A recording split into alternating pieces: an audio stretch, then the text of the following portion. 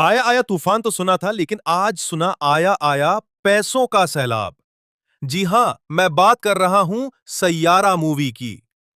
Film का trailer जब आया तो ना कोई हाइप थी, ना कोई बड़ा क्रेज था भाई, लेकिन जब ये सिनेमा घर में लगी तो पैसों का सैलाब लेके आया।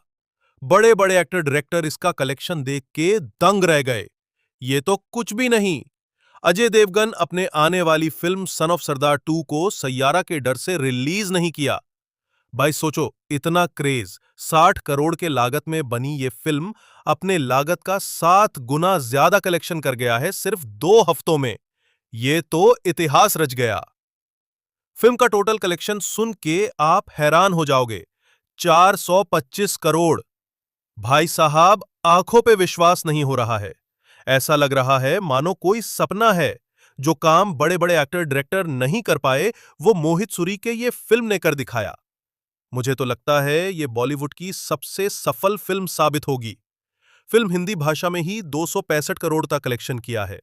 वर्ल्ड वाइड कलेक्शन 500 करोड़ के आसपास है। अभी भी सिनेमाघरों में दर्शक कम नहीं हो रहे हैं। थिएटर ऑलमोस्ट हाउसफुल जा रहे हैं।